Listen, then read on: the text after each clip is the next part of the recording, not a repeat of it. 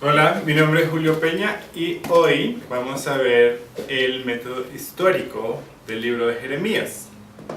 Entonces, para hablar de la parte histórica de Jeremías, tenemos que ir a Segunda de Reyes, capítulo 22, 23, 24 y 25. ¿Sí? Los últimos capítulos de Reyes. Y bueno, también podemos ver esto en Segunda de Crónicas, del capítulo 34 al capítulo 36. Pero entonces veamos un poquito qué nos dice Segunda de Reyes a partir del capítulo 22. Si vemos, antes del 22 está el reinado de Manasés, de Amón. Vemos un poquito lo que ellos estaban haciendo, ¿cierto? Ahí vemos Manasés hizo lo malo delante de Dios, levantó altares a Baal, a Acera, edificó altares en la casa de Jehová, pasó a su hijo por fuego, ¿sí? Y todo eso trajo consecuencias, pues que Dios declaró ahí mismo. Dice, aquí yo traigo tal mal sobre Jerusalén y sobre Judá. Luego vemos con Amón también, hizo lo malo ante los ojos de Jehová. Sí, por eso Amón, bueno, los siervos de Amón conspiraron contra él, lo mataron. Y luego viene el capítulo 2, Josías, que ya es en tiempos de Jeremías. Entonces vemos estos dos reyes que hicieron lo malo delante de Dios, hicieron cosas terribles, era un poquito peor que lo malo. Llega él siendo solo un niño, con solo 8 años, nos dice el versículo 1, pero ahí dice, e hizo lo recto ante los ojos de Jehová. ¿Sí? Y vemos diferentes cosas que pasaron con el rey Josías, como por ejemplo que fue hallado el libro de la ley en casa de Jehová. ¿Sí? Y cuando el rey hubo oído las palabras de el libro de la ley, rasgó sus vestidos. Vemos que hubo un arrepentimiento.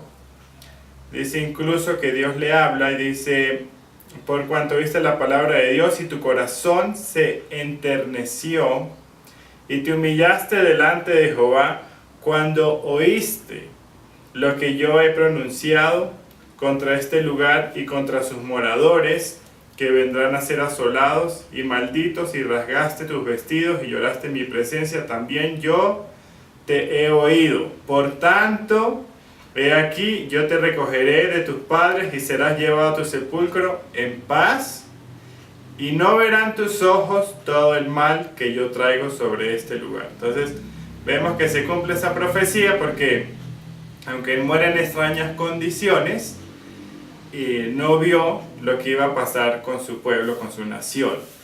¿Sí? Vemos que él empieza a hacer reformas, hace un mandato, vemos en el capítulo 23, manda a sacar del templo todos los utensilios que habían sido usados para Baal, para Acera, quitó a los sacerdotes idólatras, hizo sacar las imágenes, derribó los lugares de prostitución idolátrica que estaban en la casa de Jehová. O sea, es muy importante aquí que entiendan que no era solo que tenían un becerro de oro, sino que habían prácticas que hacían para Acera, que era, digamos, una reina de la fertilidad, para Baal, donde sacrificaban a los niños.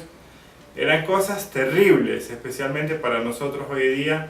Solo pensar en esto era lo que estaba sucediendo en el pueblo de Dios, el pueblo de pacto, el pueblo apartado, y este rey que se arrepiente de corazón, que hace, empieza a sacar todo eso, empieza a haber una reforma, un cambio, quita todo ídolo abominable, dice, y además celebra la Pascua que no se había celebrado. Me gusta mucho en el capítulo 23, versículo 25, dice, no hubo otro rey antes de él que se convirtiese a Jehová de todo su corazón y de toda su alma y de todas sus fuerzas, conforme a toda la ley de Moisés, ni después de él nació otro igual. ¿Sí? Claro que al mismo tiempo vemos que con todo esto Jehová no desistió del ardor con que su gran ira había encendido en contra de Judá por todas las provocaciones de Manasés. Sí, entonces bueno, muere Josías y vemos que empiezan otros reyes, los últimos reyes, ¿cierto? Los tiempos de Jeremías fueron los tiempos de los últimos reyes de Israel, en este caso de Judá. Dice el versículo 31 del capítulo 23, habla de Joacás y nuevamente hizo lo malo ante los ojos de Jehová. Y dice, y lo puso preso el faraón Neco, tomó Joacás y lo llevó a Egipto, donde murió.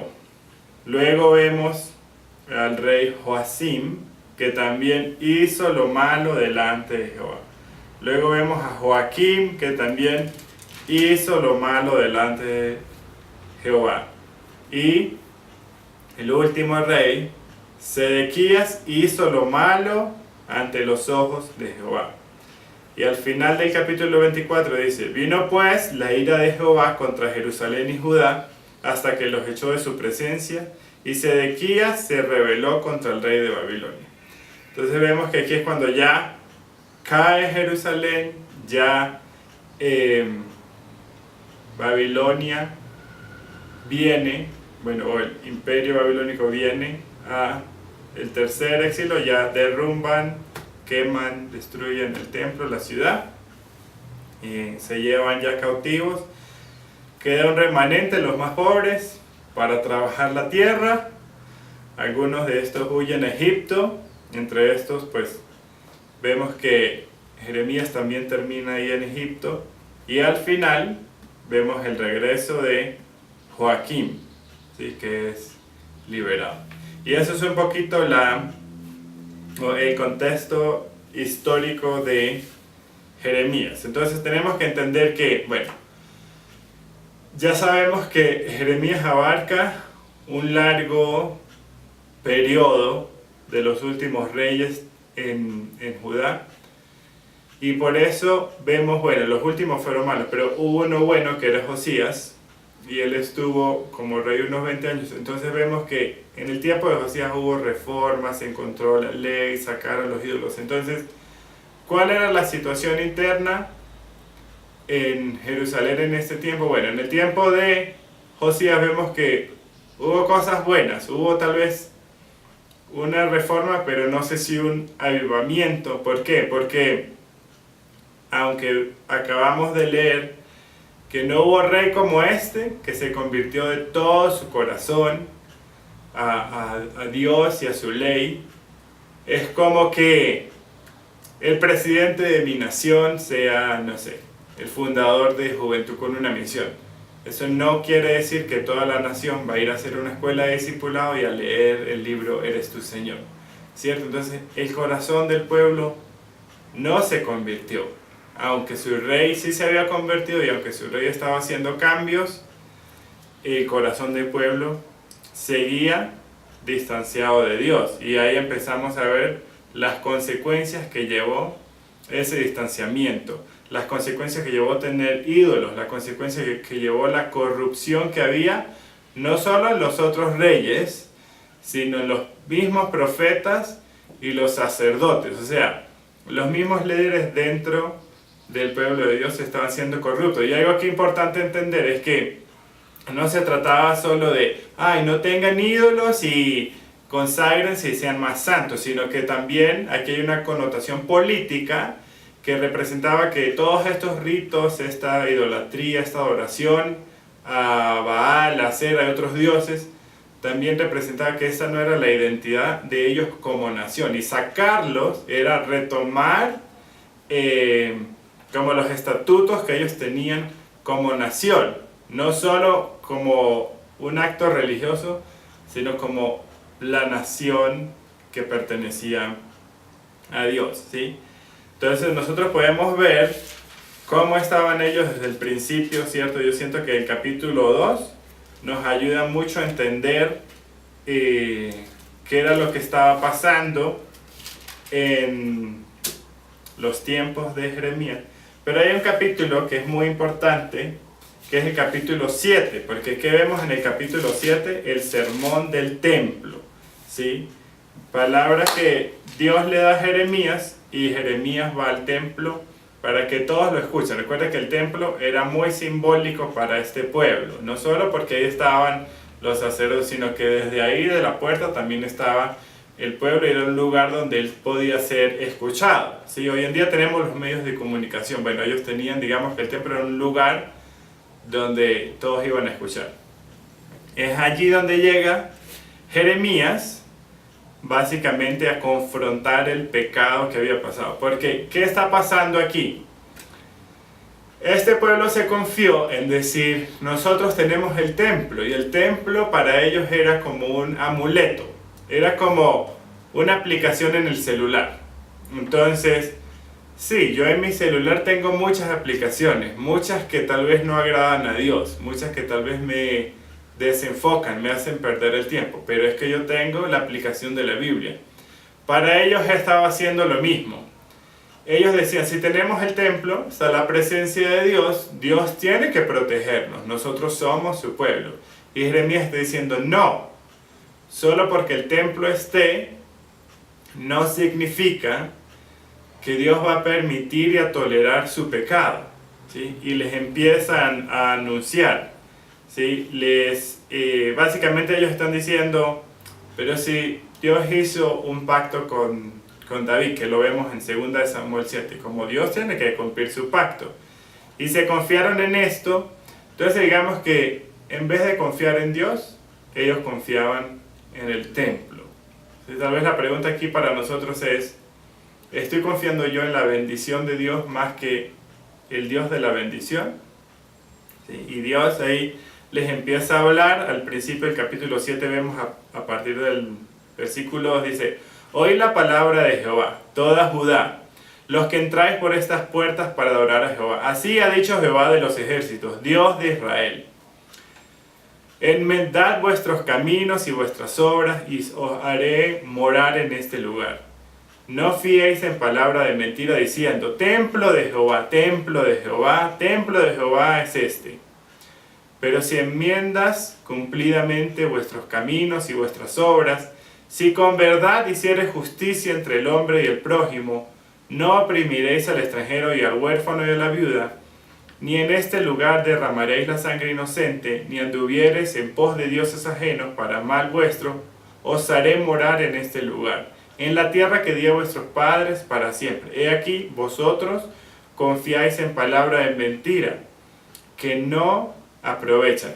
Muy importante aquí, la corrupción en el liderazgo del pueblo de Dios estaba trayendo unas consecuencias que era la injusticia social. Entonces este pueblo estaba, somos el pueblo de Dios, tenemos el templo de Dios, estaban confiados, pero Jeremías está diciendo, ustedes tienen el templo, pero son corruptos, mienten, adoran a otros dioses aún dentro del templo y además ven sufrir a el afligido, a la viuda, al huérfano, al inmigrante, y creen que solo porque tienen el templo Dios va a hacer caso omiso a no hacer lo bueno.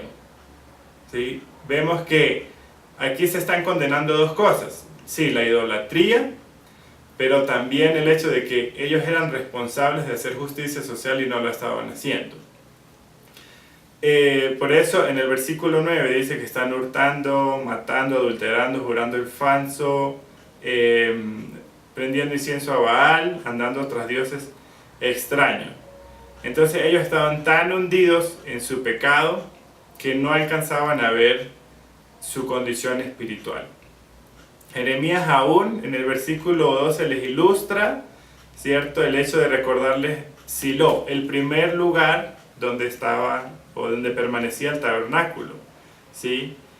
Donde los primeros oyentes conocían muy bien esta realidad, conocían qué era Silo, qué representaba. Un lugar donde hubo adoración, pero que ya no, porque había sido destruido por los filisteos, ¿sí? Y allí vemos una cita, si ustedes buscan en Salmos capítulo 78 del versículo 60 al 64, dice, dejó por tanto el tabernáculo de Silo, la tienda en que habitó entre los hombres, y entregó al cautiverio su poderío y su gloria en mano del enemigo.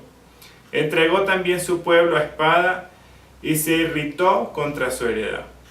El fuego devoró a sus jóvenes, y sus vírgenes no fueron loadas en cantos nupciales.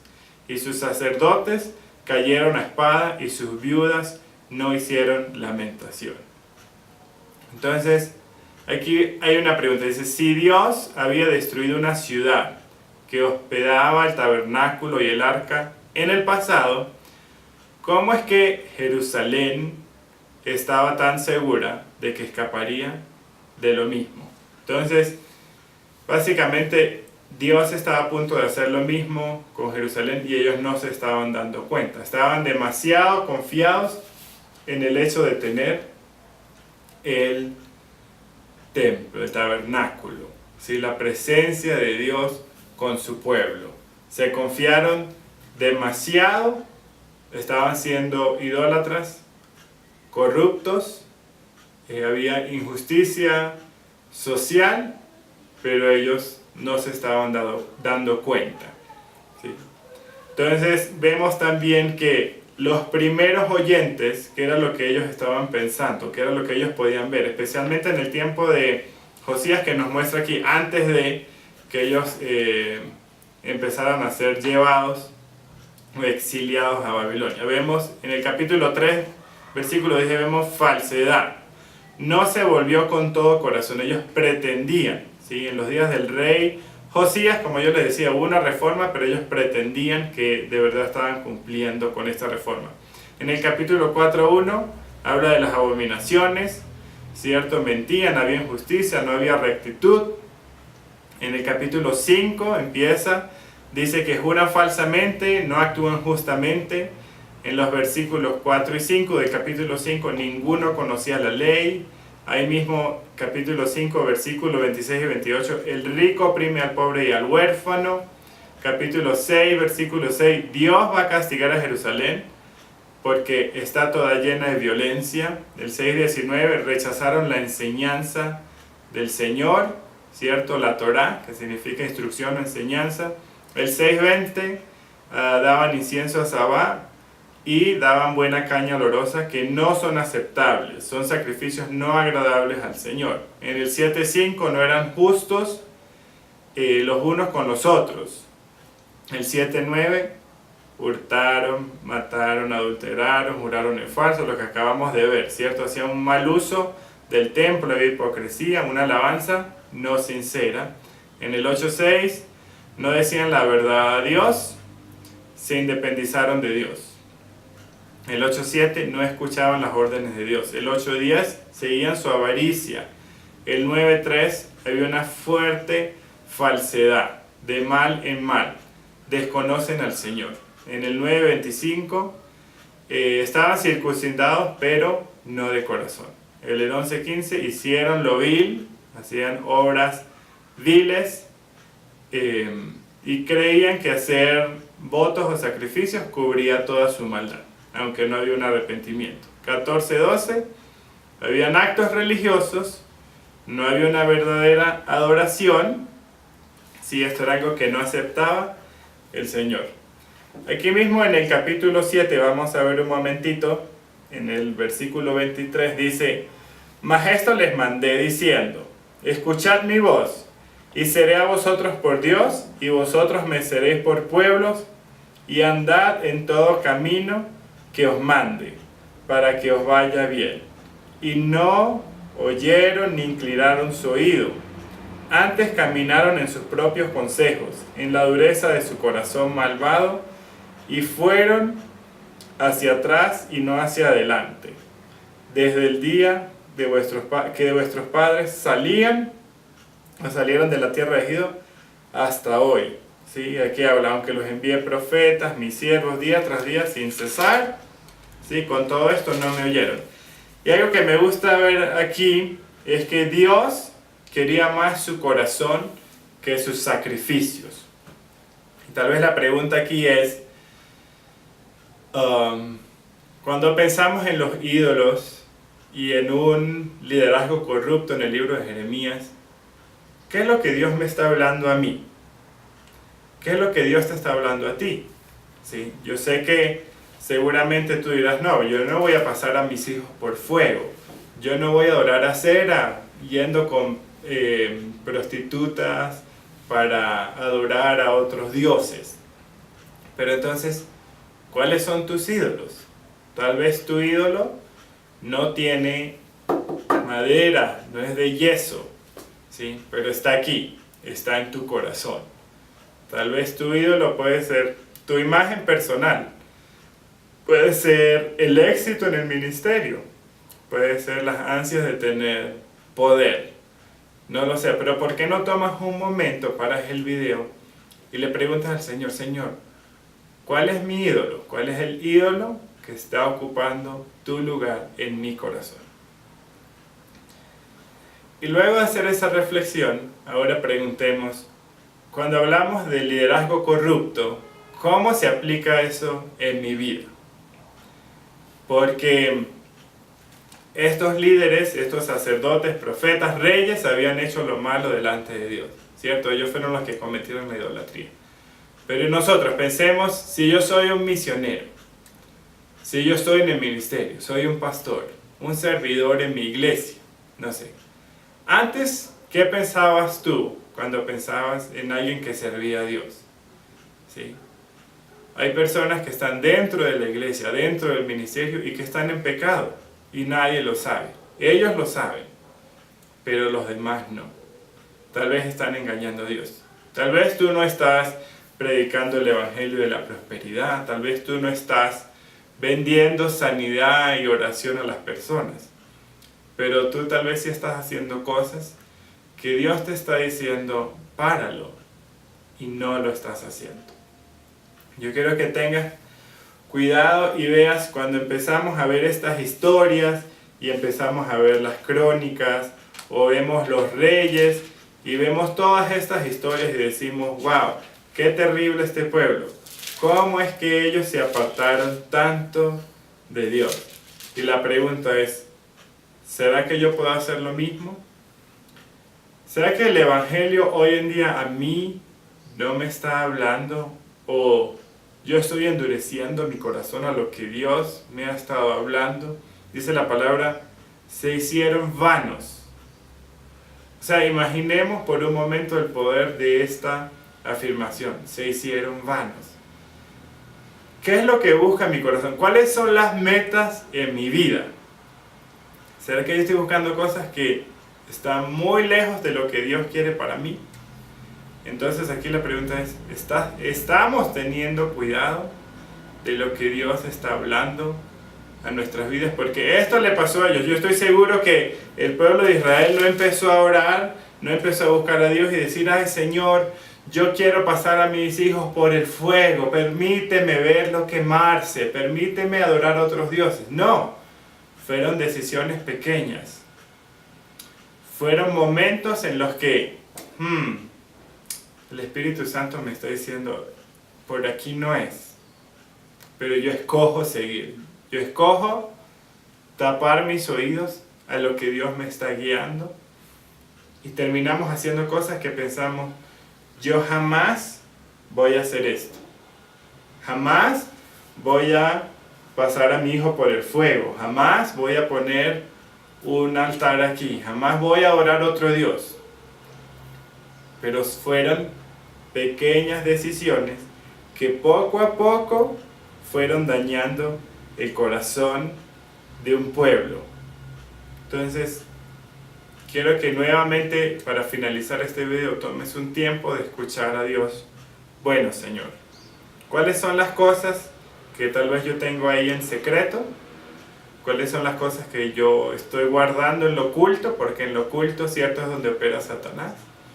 Cosas que tal vez son chiquitas, que tal vez yo se la cuento a alguien y la persona me va a decir, pero ¿y cuál es el problema? Lo importante es que seas feliz. Pero la palabra de Dios, su evangelio, trae todo menos comodidad para nosotros. ¿Sí? ¿Será que estoy muy cómodo en la posición donde estoy? Que no nos pase lo mismo que Israel, que se desviaron, pero estaban súper confiados porque tenían el templo, tenían el amuleto, tenían la aplicación en el celular. Y no se dieron cuenta que su corazón y que Dios estaba apartado de ellos y que iba a venir un juicio en amor, un juicio por amor, ¿sí? Pero que les iba a doler, que tal vez ese juicio, cuando seguimos viendo la historia, no fue suficiente, 70 años de cautiverio para cambiar su corazón, pero la pregunta es,